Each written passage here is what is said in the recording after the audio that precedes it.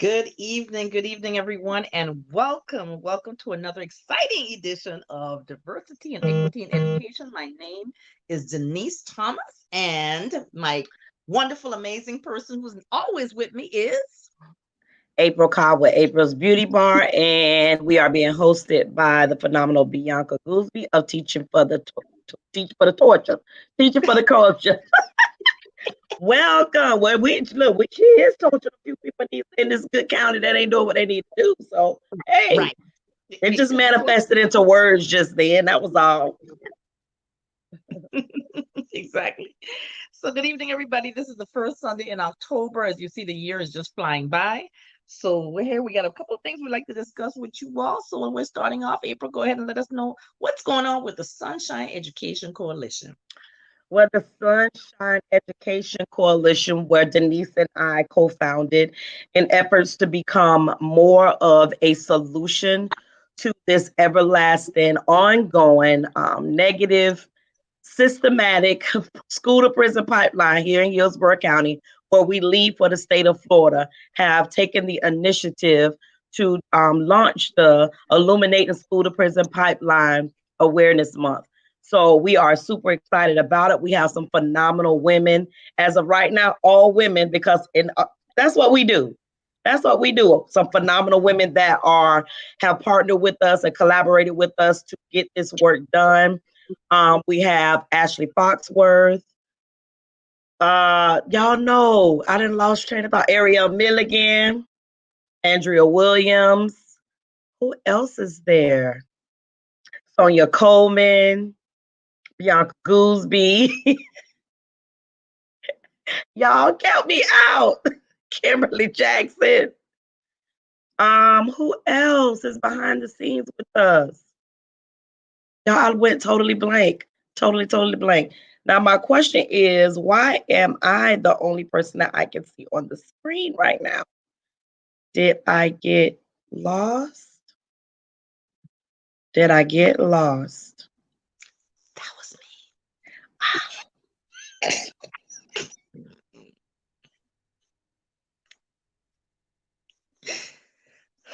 Continue. So, with that being said, we are ecstatic to bring forth this necessary movement to our district in efforts to educate the individuals in our communities to bring forth awareness about realistically what is school to prison pipeline. We can no longer afford to be negligent in this area after receiving this information because our Black boys, like this one that then slid over here with his popcorn. That's Sergio got a PSA. Hold on.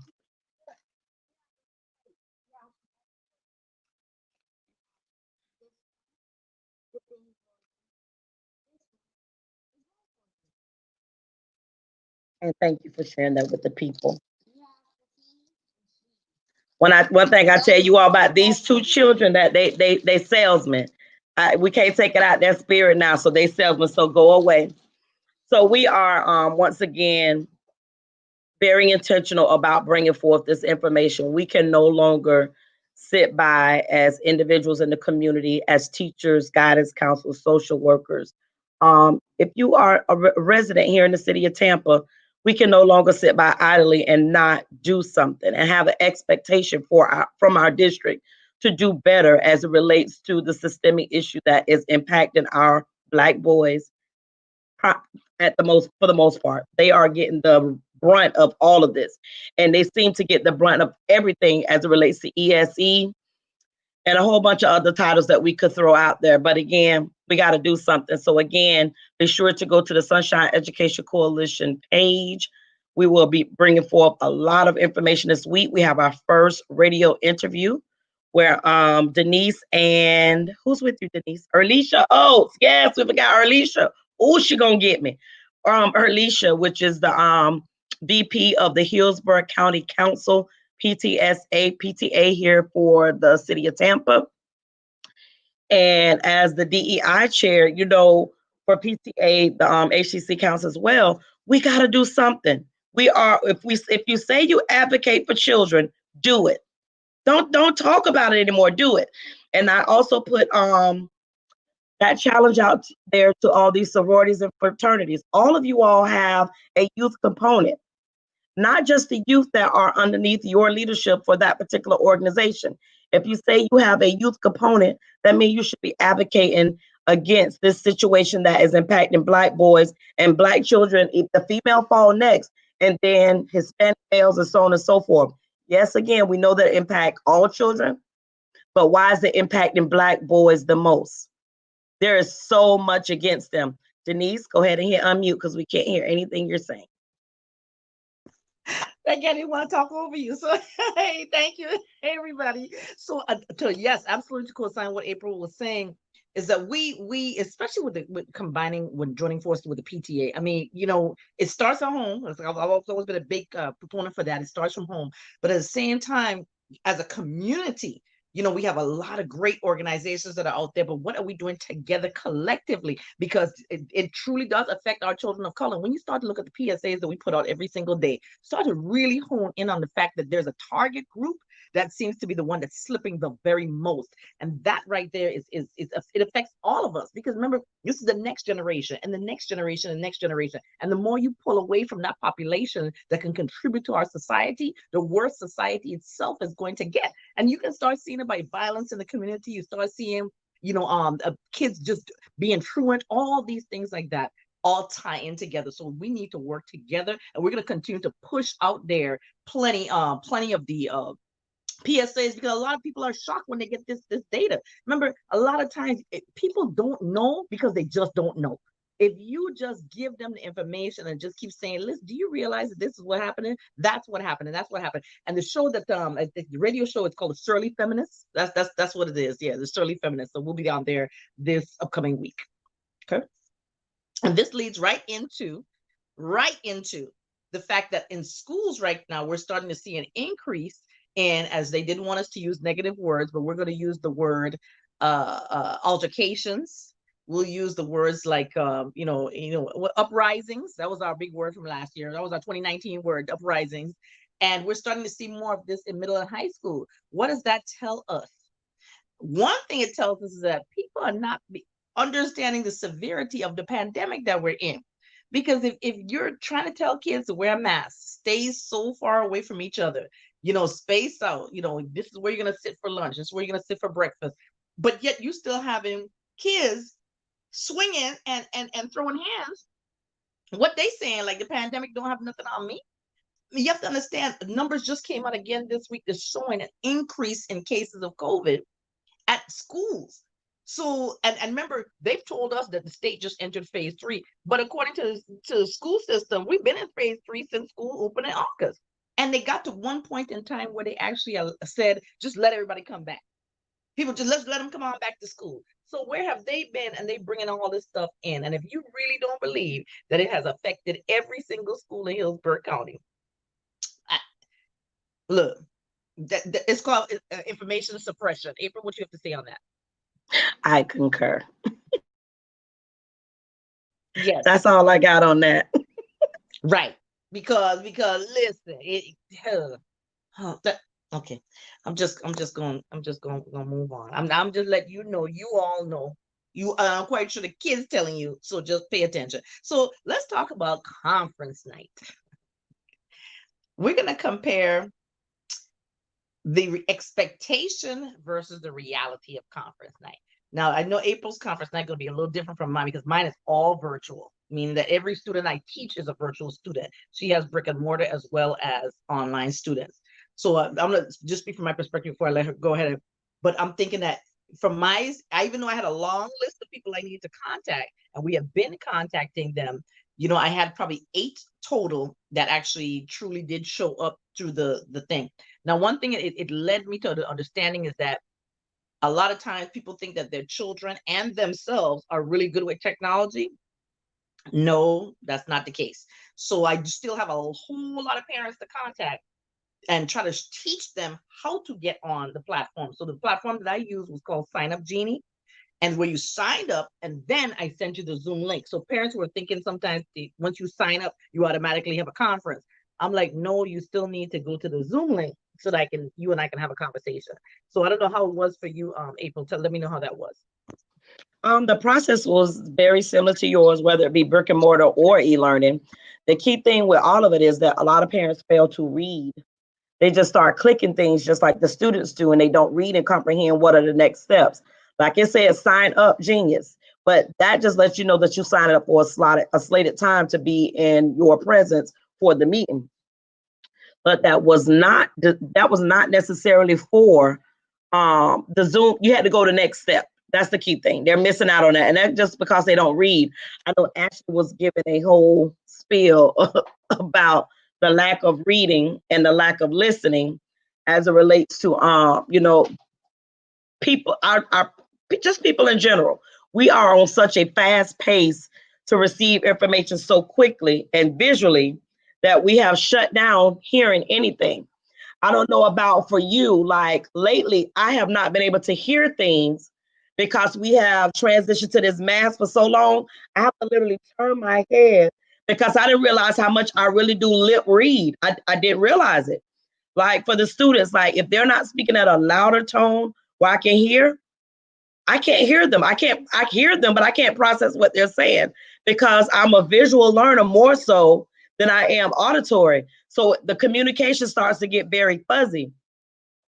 So again, parents, you got to read the information, all of it, not some of it. Because if you had taken the time to read that, Sign Up Genius was just that, signing up for a time slot. Then you had to go an extra step, which is show up for the Zoom meeting during that time slot. Otherwise, it wasn't just going to magically happen.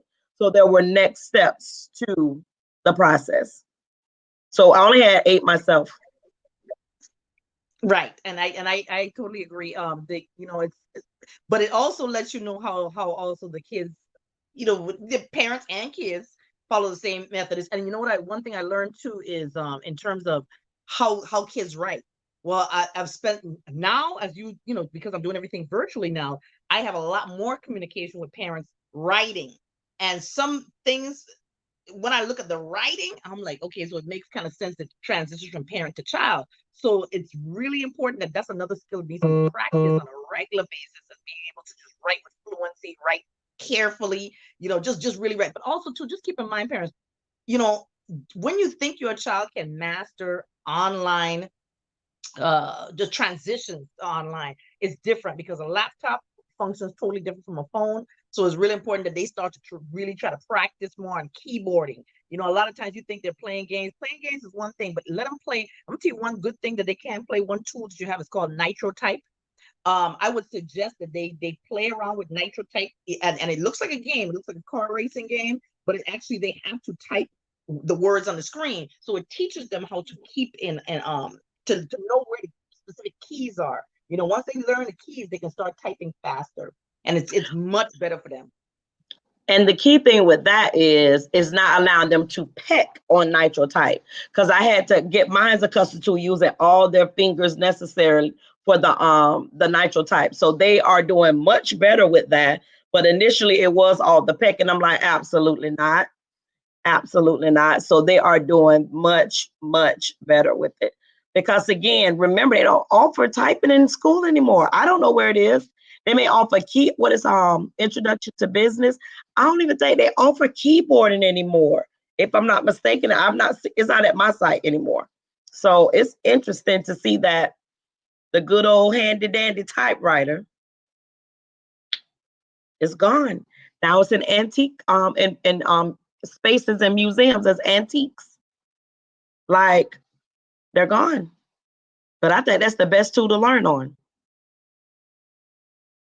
So, but that's like I said again. If everything is going virtual like that, even tablets have a thing for a keyboard. So just get kids in the habit of practicing that, because moving a mouse around is one thing, but what I learned, that's the thing. This teaching online also teaches you patience, because when I post questions to the kids, like while we're in the Zoom class, and I'm posing questions to them, and I put the question in the chat. It takes me 2 seconds to put the question in the chat. I have to force myself to be patient enough to wait, because they are responding.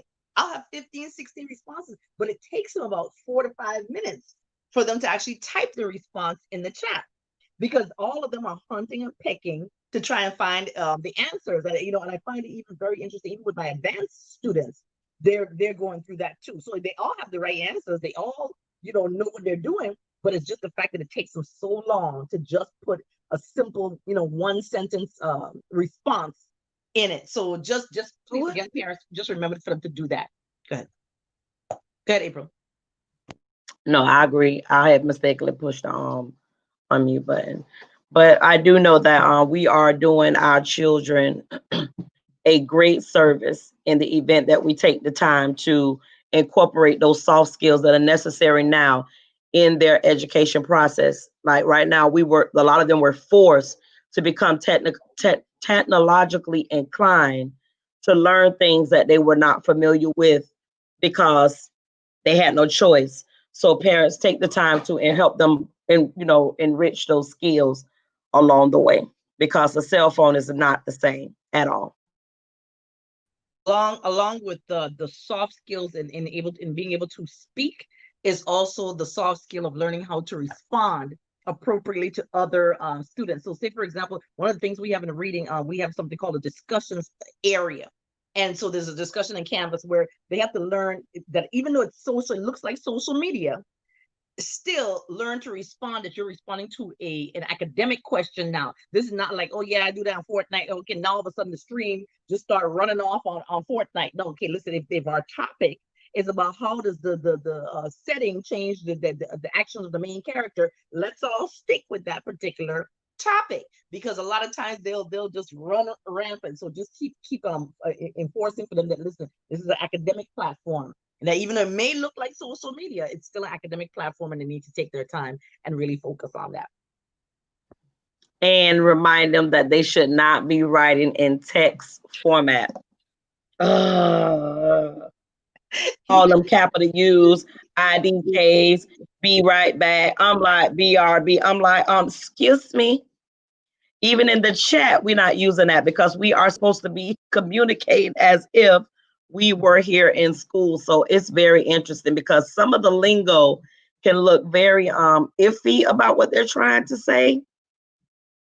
And I'm like, now, if I try to interpret that, that won't come out right. So don't give me too much room for interpretation.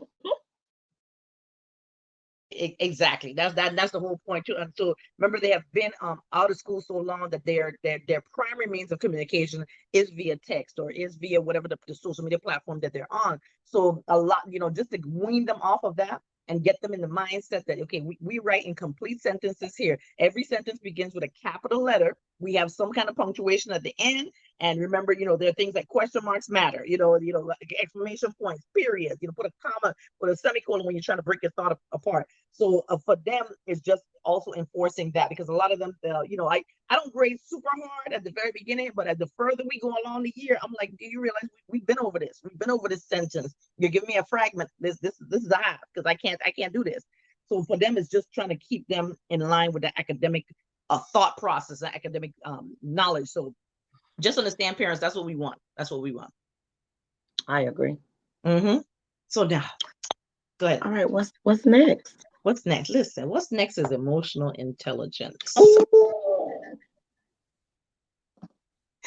Emotionally intelligent. Yeah, let me sip for a second because I have to lubricate before I get. Oh, how I wish I was in Chicago. Yes, Lex.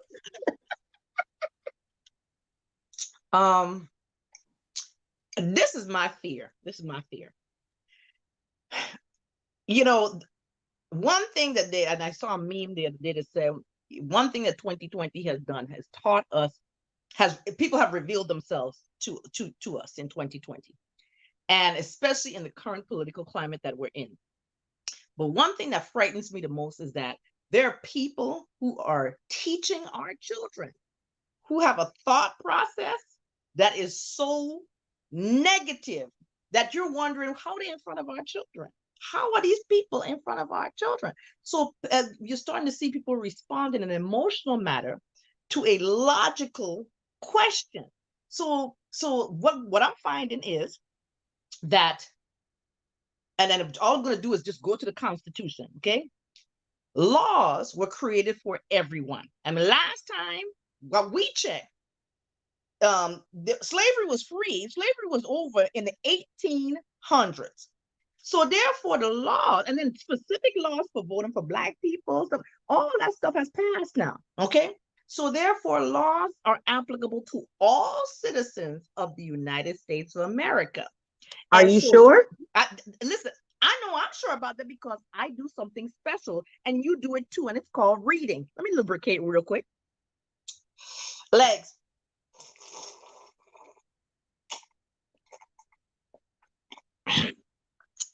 Gotta lubricate. So, because reading is truly fundamental. So, what people need to start realizing is that you can't make an argument about what's right for you if you don't seem to realize that what's right for you is also applicable to me, because I too am a citizen of the United States.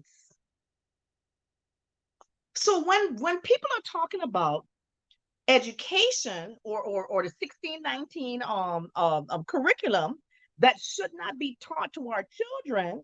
But wait a minute, we have Black History Month, we have Hispanic Heritage Month, we have all these things, we have International Cultural Day, we have all this stuff that celebrates the uniqueness of America. Because last time I also checked, for those of you that ain't visit New York, we done went to the Statue of Liberty and seen on the bottom that said all are welcome here. Give me you're poor and you're tired and you're broken. Didn't y'all? I guess y'all got to a point where you got enough immigrants in to do the dirty work to not. Can I praise dance on? To now you realizing that wait a minute, I think y'all immigrants reproduce too quickly. Y'all immigrants got a little too full of yourself. Y'all thought that you could actually become something in America. But come on. Yeah, you're the ones that invited us in here, except for us Black folk. You know, we were brought, we were dragged. No, we weren't invited. We weren't invited. We were dragged. We weren't invited. And this is why you try to kill us, because you know you can't send us back nowhere. You can send the Italians back. You can send the British back. You can send the Pakistanis back, the Mediterranean. You can send everybody back to where they came from, Asians, but you can't send us back because you brought us here on ships and we done lost our culture. We don't know what part of Africa. All I know is I'm from West Africa. That's as far as I've been traced back. I still don't know my tribe. I still don't know my people. I know for a fact they said that they found some people that do look like me. But I still don't know where I'm from. So of course you can't send us back. So I guess the only thing for you is to try to deny us our rights. Deny us our law. But here's where emotional intelligence come into play. Understand the same laws that you keep saying apply to you. They apply to me. Just when you talk about teaching a racist curriculum, guess what? I just want to clue y'all in real quick. Y'all been teaching a racist curriculum. You've been teaching a racist curriculum. Because if I got kids that don't know that Egypt is in Africa. Come on. Just legs. And needless to say, geography was realistically the only place where Africa is discussed. And now they done ripped apart geography. So from what I gather, because I don't teach social studies anymore. When I first got to Adams way back when, I taught geography. And that curriculum just kind of disappeared a couple of years after I was there. And I was like, wait, we don't teach geography anymore? So Africa was, the kids will learn about, all the parts of Africa. And it took for Denise one time to show a map. I don't remember what it was, Denise, but it took all of the different nations and put them together in Africa. It filled up Africa. I was like, wait, it's that big? Like, I can't even wrap my head around that. It's that big. So that's why it's so important, parents, community leaders of color, to speak knowledge about these things that we know our children and community people just don't know. Because I learn a lot from Denise all the time. All the time. The British. I ain't never been worried about no British until her and I became friends. And she was like, oh no, my mom and dad. I'm like, wait, they had a presence? So it's a lot. And to see that the islands are separated by what? The British and what was the other one, Denise?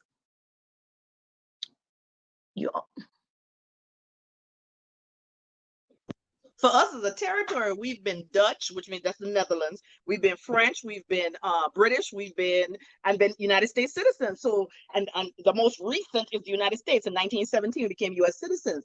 But and listen, so that's just barely a little over 100 years ago. Okay, so just to let you know that there's so much culture in all these variety of islands and different things like that, all over all over the world. But if you're not teaching children the correct culture, imagine in 2020. Kids still didn't know that Egypt was in Africa. They still don't know.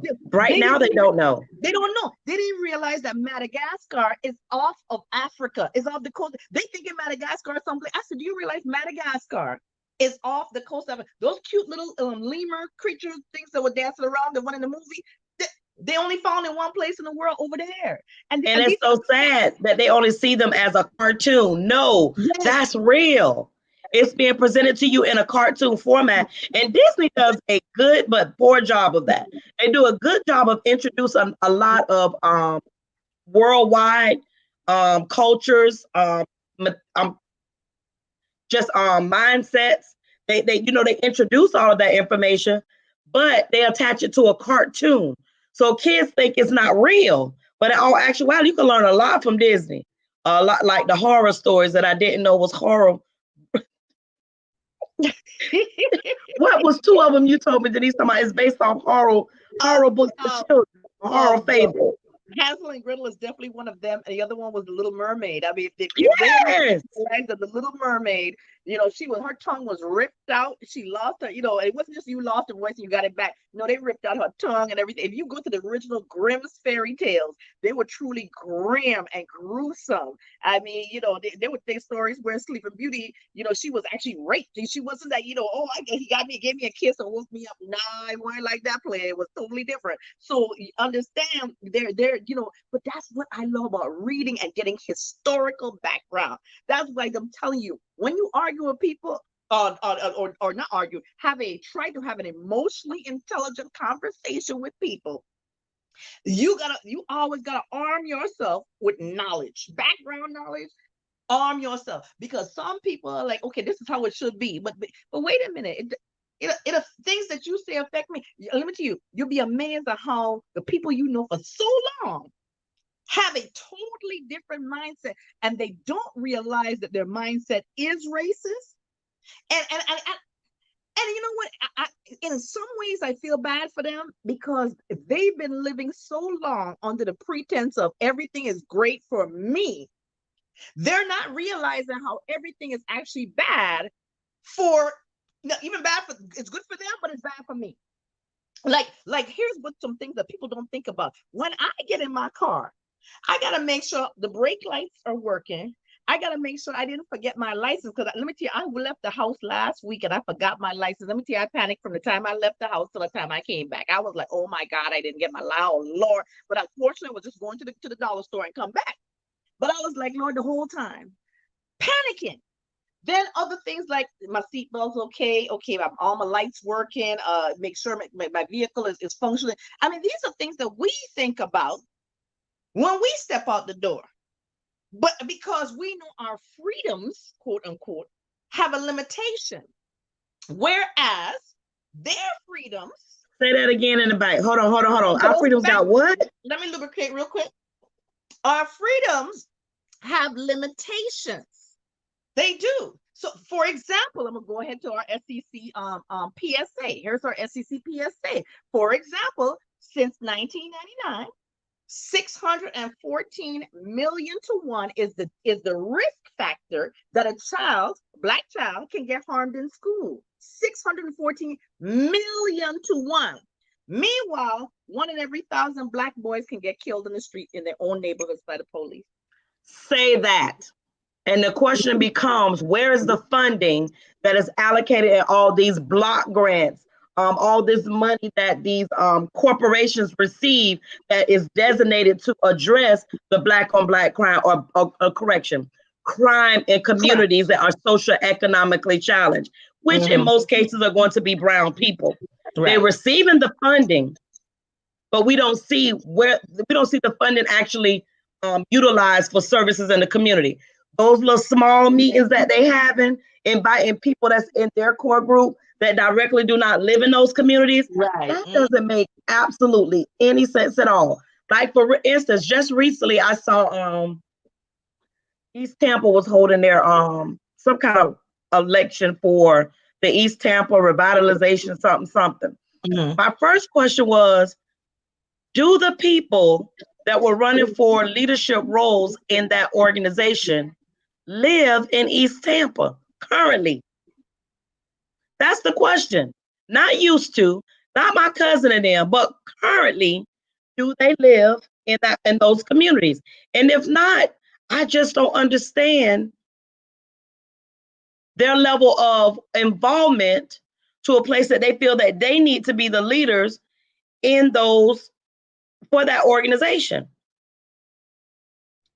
Also, Because you can still be a member, but people that are currently living in those conditions, living underneath the scrutiny, living underneath the poverty conditions, where my house might be okay, the next house, two houses down, they run down, drug infested, boarded up, whatever it may be, to where my voice is more powerful because I'm living the experience. It's one thing to drive through the experience, because look, fast food you can find on every corner. But it's one thing to come and sit and, what they say, embrace the ambiance of the community. Embrace it. Not drive through. And embrace all of that. Embrace the good fire, pow, pow, pow. You can hear it coming on every block in your neighborhood. Then you wake up the next morning and find out it was 3 different. It's like, embrace that. Embrace the helicopters. Embrace the fact that down your street they traveling 50, 60 miles an hour where it should be no more than 10 to 15. Embrace that. Versus coming putting up all your damn political signs in the neighborhood that you really have no true voice or interest in outside of elections. You're going to disappear. I'm gonna leave it there because I'm about to get mad. I'm gonna leave it alone. I just need you to say that one more time. That last sentence you said. What's the last part you said about coming by during election time? Don't bring your damn signs to the neighborhoods that you know you're not coming back to later, man. I love that part. But also, too, here, let me explain something to you too. Also, please allow yourself to have an open heart, a teachable spirit. And because there's some people that get into a leadership role or into a community organization and want to stay there until they die. You got to understand there's other people in the community that might have input that actually might be bringing new ideas, fresh ideas that can actually help. So let's stop being territorial, just like in churches. You got a sister, whatever, who been there since 1929 when the church was built, and all of a sudden now, y'all, you can't tell me I'm not over this organization. Okay, listen. Sis, I know you got the same pew, your same row, okay, but listen. I need you to focus on the fact that there's every year new people moving into the communities. You can watch your communities change. For example, in Ybor City, I watched Ybor City go from all Black and Hispanic to now almost every single person on one particular street is white. Okay, you go down Nebraska Avenue, or you start to see what y'all got this many businesses throwing up in Nebraska. Coming down Florida Avenue, the communities are changing. So you have to now change and embrace that. And how you know too, because some of the people who claimed they was in the community now living out there in Riverview, they out there in Waimama, they out there in Brandon. Wait a minute, you claim you from East Tampa, but player, didn't you just drive from Riverview to come here to this meeting? Boo! No. Okay, so therefore try this. We got to do better. And then those of us that are leadership roles, come on back, just like everyone was saying, time to come back in and look around and see what's really happening. For example, one excellent point that Alicia made last week was that look at all the gun violence that we're seeing, and people are breaking into cars and finding guns in cars. Wait a minute, how so that means they everywhere. Are y'all not tracking that down? I mean, come on now, y'all And where down? and where and where was the accountability for the pawn shop that didn't have those guns properly stored so that they could not have been readily available just by breaking down the first barrier of the fence to get into those stores? I thought they had to be locked up, like the jewelry and all the other stuff in the safe in the back. Like should have been some extra barriers in place. Yep, no one should have been breaking in. We get that, but break-ins are a part of our society, unfortunately. So there should have been additional barriers. Period. Period.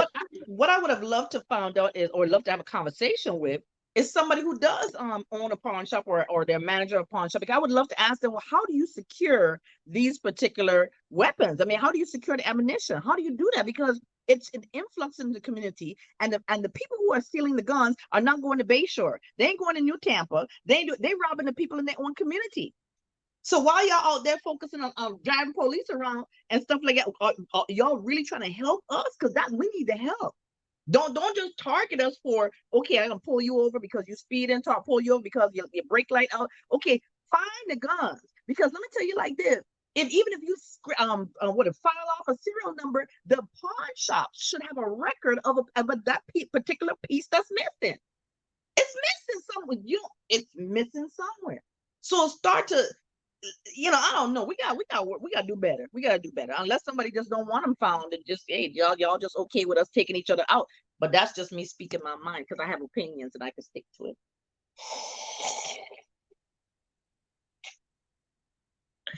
As she sips tea.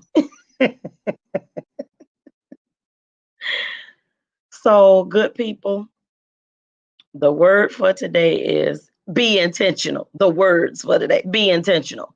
Be intentional about teaching our kids about their culture. Be intentional about paying attention to individuals that are currently running for office, currently in office, as it relates to what are they doing for the most needy communities and people that reside in those communities. Like, if there was such a heavy influx of positive interaction by police in the East Tampa area, I think they might get a different response. I don't know. I'm not a consultant of any sorts. I don't know how it works, but I do believe that it could possibly have an impact. And even if not on us old dusties like me, maybe not necessarily the elder millennials, but hopefully the younger millennials, they are learning through action. They don't want to hear y'all talking anymore. They want to see what actions you're going to bring forth that align with your words and all this stuff that's on black and white. So again, we got to do something different. And our children definitely are watching us. And they definitely have saw what has happened with George Floyd and Breonna Taylor. They saw it. You can't take it away. They saw it. And what did we do in Hillsborough County?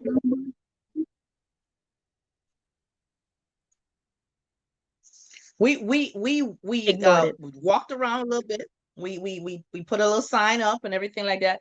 But like I said, everything is a moment, not a movement. I forgot a word. Let me be clear. Not in Hillsborough County Public Schools. Let me add that extra word in there. That's what we're referring to. Yes, and you're correct, Denise. We did nothing. It was a teachable moment that we could have educated so many children and validated their worth as a Black child. And once again, we just chopped them down at the ankles. That's it. And what's important? I'm sorry, but what's important is to remember, you got to listen to children and learn their psyche. Okay.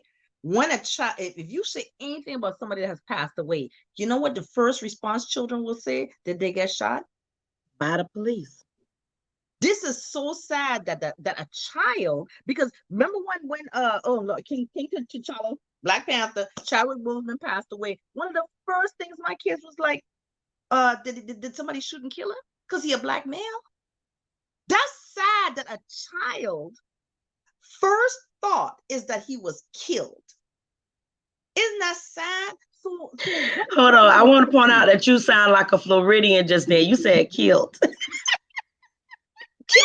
Killed. I've been saying, listen, I don't mind dying because it's appointed once for man to die. That's in the Bible. But don't kill me. I ain't trying to get killed. Okay, that ain't it. I ain't trying to get killed.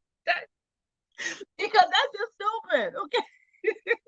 But I'm telling you, it's so sad that that's how the children thinking. Talk to these kids. Y'all don't think they paying attention to everything? They paying attention. And when I'm listening, I can only imagine the conversations we're gonna have come Monday. Because remember, they watch the news too. As much as you think they're not looking at the news, look what happened to y'all president over the weekend. So you know they're coming through, and they're gonna have a plethora of questions, that things that which I can't possibly answer, but I enjoy the discourse that the kids have amongst themselves. It's great, okay, because you want children to be thinkers. One thing I can't stand is when kids are not trying to practice those critical thinking skills. They need to practice, and let them talk. The problem that we have as adults is we don't let them talk enough. Let them. I mean, yeah, sometimes they're gonna run off at a month of crazy stuff, but Yes. once you pull them back from Fortnite, I guarantee you, guide them with a really good critical thinking question. They have thoughts. They have ideas. They truly have opinions. Let them voice it. What are you gonna say? And I was saying, because once you open up or allow them to explore their voice and allow them to realize that you are interested as an adult in their voice and what they have to say, that's why over here, Tupac, amen. One of them, he is guaranteed to be a politician, a lawyer, a judge, or a very good salesman. It's one of those, because he critically thinks everything. Like he may be watching a cartoon and then later come back and be like, "TT, you know what?" I'll be like, "Oh God, here we go." No, what is it? You know what I think? What do you think?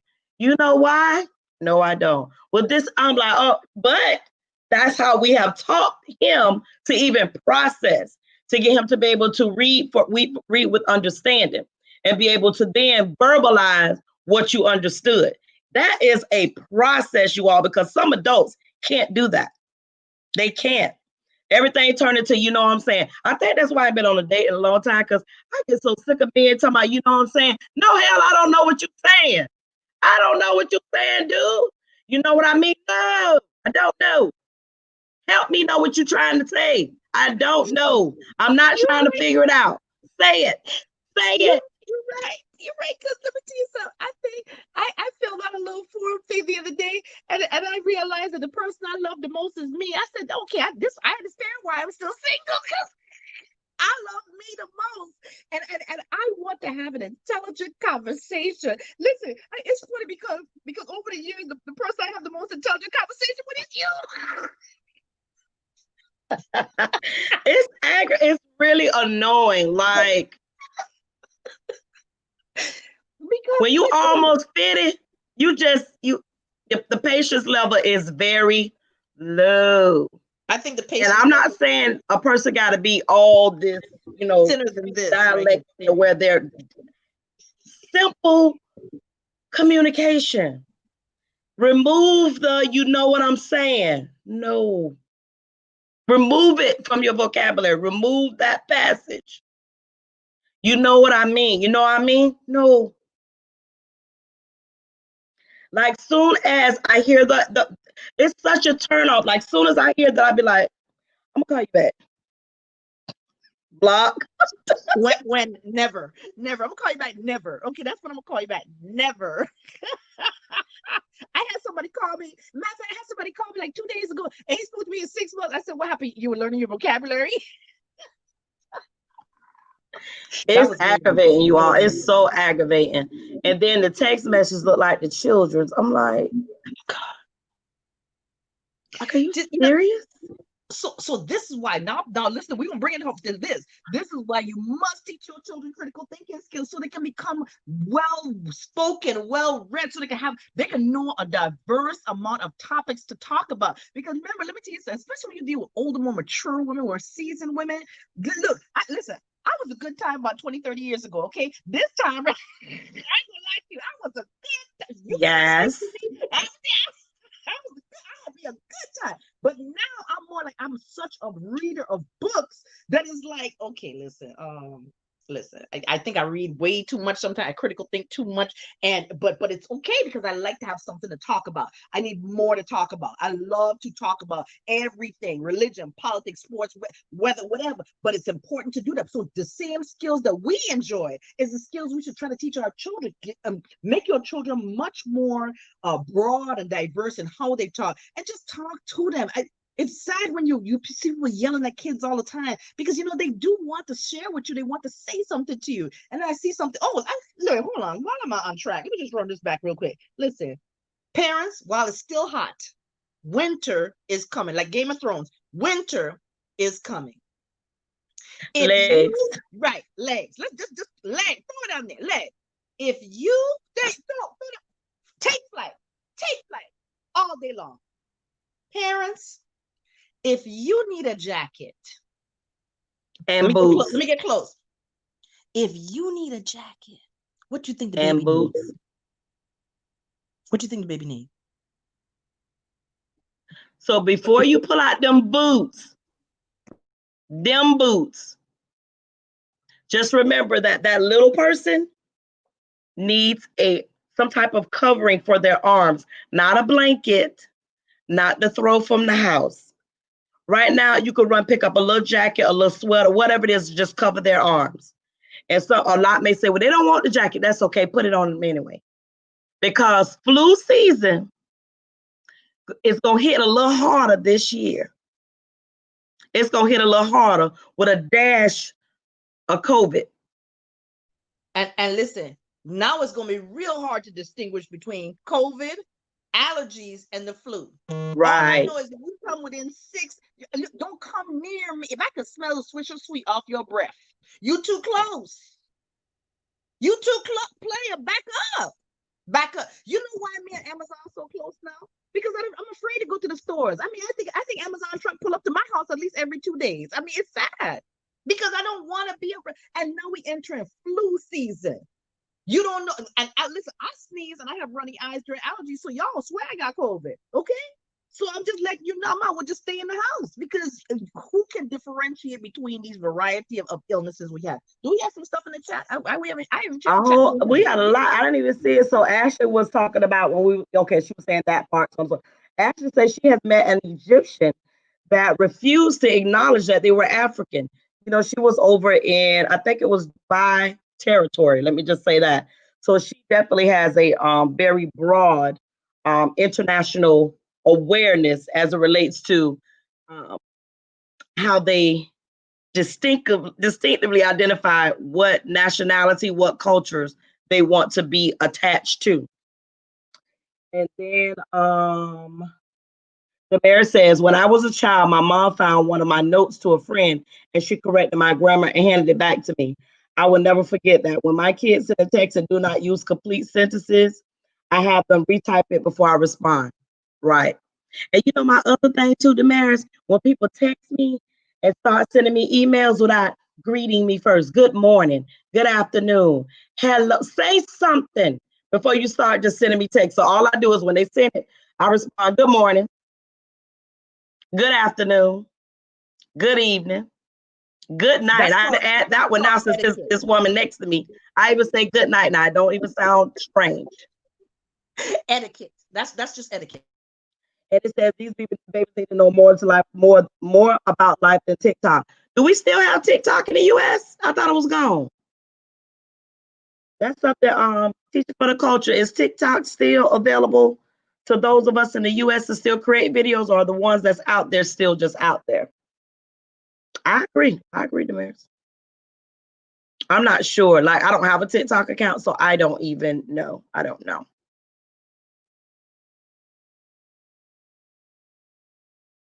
Oh, Damaris said we still have it. Okay. So what was all the hoopla about TikTok was going away? It was disappearing. It was shutting down. Was that just another way to promote TikTok? Who knows? Yeah, I saw it on there. I get TikTok videos all the time about, different clips.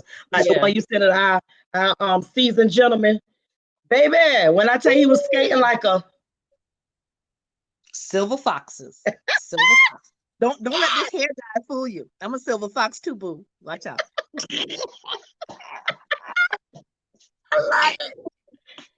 I love it. I love it. So it appears that we now have a new platform that is being sent out to parents in Hillsborough County. It is now called, and maybe it's just new to me, called smore.com. And that's where they are sending out information that is bringing out new things that are happening in our district or current things that are happening. It's called, this title here is called Hillsborough Responds, important school information for our families. It was dated for today. I know one of the biggest things that I am super happy to see is that now Hispanic families have a place where they could be included in the conversations that's happening on Twitter and Facebook. So I'm super excited about that. And I think they also supposed to be doing something with the school board meetings as well. I didn't see that in writing, so I'm not sure, but I remember them speaking of it. And then there also was, they spoke about, oh, our next school board meeting is Tuesday, October the 6th at 4. Remember, you can watch it live on Spectrum on channel 625 or Frontier on channel 32, or you could go directly to their website on your electronic device. If you type in SDHC or HCPS meetings in the search, it will take you to the page that have all the meetings, and then you'll see a little green button there that says live. So do that. And then World Mental Health Day is this month. They didn't identify what day it was, so I'm not sure. U.S. Representative Kathy Castor is hosting a virtual academy day, and that's going to be on Saturday, October 10th. You have to register at castor.house.gov. And ESE update. There is a state hub for the ESE population of children and family with visual impairments is located in Hillsborough County. So they don't say where it is, but I'm pretty sure if you go to the ESE website, I know Fiddlers was where you could find a lot of the information as well.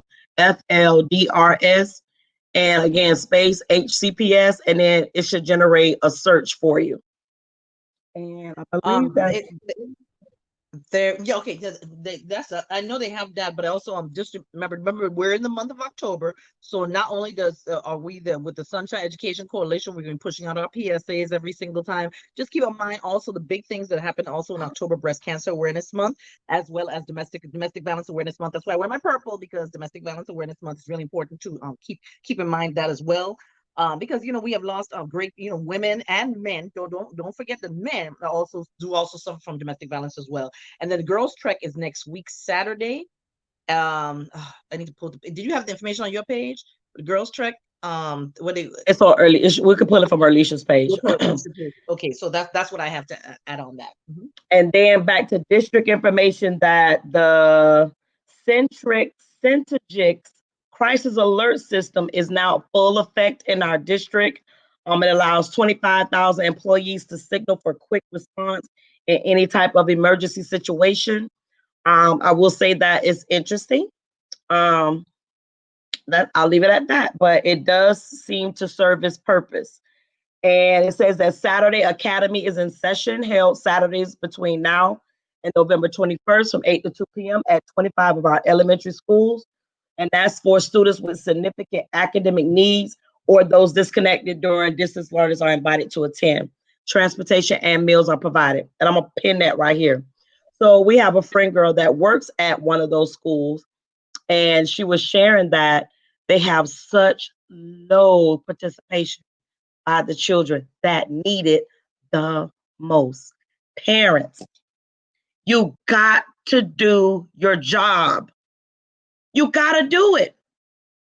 We do not own the rights or it could control what's happening in your household to get these children off on the bus and meals provided for supports that's offered at the school by certified teachers. You got to do your part. Do you know that if these were offered at all elementary schools, the schools that are not in the schools that are in affluent areas, those kids would be there? You all got to do better. Enough. Stop with the excuses. Start putting forth more actions versus words. Because I know when they put that disclaimer out there that you get a free drink before 12, you're there. You're in the line and you're waiting. I know that if they said, bring in this coupon or whatever it is, and you're going to get a free drink or da-da-da-da-da, you're there. Do your due diligence by acting as though it's one of those types of call to actions, and get your child up and ready to get on the bus to get to the schoolhouse. What they need is there. They can't take away knowledge. No one can take away knowledge. Do your part. Stop with the excuses. Absolutely right, because I actually was outside. I remember I was telling you, April, how I was like, look, I saw some Clydesdale horses with the empty coffin thing in front of my house. I was coming home. I was like, "Oh my God, Lord, is it time to take me now, Lord? I ain't know I was ready." But it come to find out that they were just parked for a while to get the horses rested before they picked up the coffin. But in the process, we also saw a school bus pass by. I said Saturday afternoon. Where is it going? But then I realized, of course, the Saturday sessions have started. How many kids got off the bus in a beautiful, brand new 70 passenger bus, the one I wanted to buy? The 70 passenger bus? 3 students got off that bus. 3. Meals provided, transportation, and 3 students got off that bus. But I bet you it was all at football games. Oh my God. So over here near my house, they're using the church for one of their football, their field for the football. Couldn't find no parking. Matter of fact, 2 over here by Kimball Elementary, which is a F school, may I add. And I can't even think of the name of this church. It's right off of Bush, in between it's up the street from Dewey's. They know where it's at. Up the street from Dewey's. Behind that church, they have the big tall the steeple. They have a very large field back there. And when I tell you, when I was driving home Friday from work, parking all line the side of the road. Where you at? Because any other thing with education, you won't have time. You can't do it because you got to do other stuff. You are bringing harm to your children. You are helping incorporate the plans designed to fail them. You are helping that. And then you You want to blame the are the teacher problem. when the child's struggling. When the child's struggling, you want to blame the teacher. But remember, 90% of the time, that child with you. That child ain't with me. Where they was these past 6 months, they sure weren't in this household. And this And, household was me and Jesus. and go back further. Remember, we just met your children at the middle school age. So that's ages between 10 to 13. Right. We just met them. Those deficits they came with, or those academic gains they came. You all can't talk in the background. We can pick it up.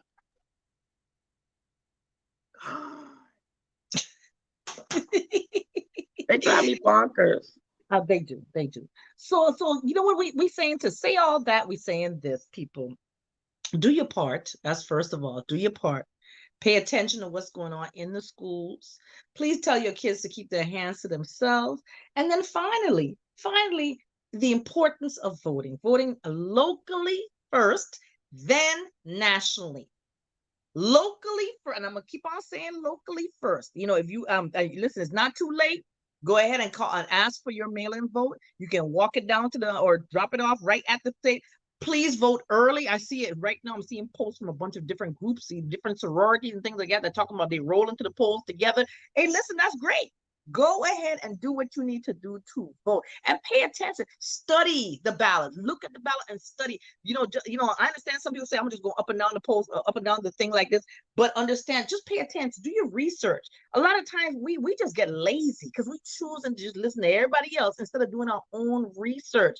And then people get mad at me because this person been in the community for 20 years. Okay, and what? Because as far as I'm concerned, I need to do my research on what they've done in 20 years. All right. Because let me tell you something, in 20 years, I've done a whole lot, or I could have done a whole little. So that's what I need you to do. But it's very important. Let me tell you, if as a person of color, when I tell you this ain't no other time for you to be voting, please do it. I don't care if you don't like whatever is outside of the current president. It's still, remember, a non-vote is a vote for the opposition. So you still got to try and throw one in there. Throw one in there. I'm telling you, because if you realize how many Black people did not vote at the last election, you understand it was just handed over. So it's very important that you do your part. Please do your part. What we got having the polls? A chicken and a DJ? I mean, come on, help out. I do know that I think today is the last day to register. Can you check that, Denise? Because I'm trying to look. It is the last day to register. Yeah, it is. So people, do your parts. Our lives depend on it. It really does. It really does. So when you don't vote, that means that you are basically voting for the opposite side. You are. And, that, and that's all we got for you to share with you tonight. We just thank you all for being here with us. We appreciate you spending the quality time, and we about to sign off because hey, it's an evening this evening. I don't know about y'all, but all my shows come on tonight, so I got to go. So be sure to check out Denise and Erlisha on WMNF as Mhm. they WMNF as they're being featured on. I forgot the name of the show, guys, The because I always Surly refer to them as Feminine. the Shirley Feminine, but that's not the Yes. name of the show. But it's at 12 o'clock noon, and it's going to be under the guidance of the Donna Davis and Liz Lanier. So be Hmm. sure to check them out on the show. They are going to bring some in-depth information as it relates to the statistics for Hillsborough County public schools, Black boys, and the impact that the school to prison pipeline is having on them. So again, we can no longer sit by idly and allow our ignorance to the information to be the excuse. No more excuse. We're shifting from a moment to a movement mindset. And again, this is April Carr with April's Beauty Bar. It's the Diva D from Carved Out Divas, and And we we are are Diversity and Equity in Education, hosted by Teaching for the Culture. Y'all have a good week, guys. bye. Bye.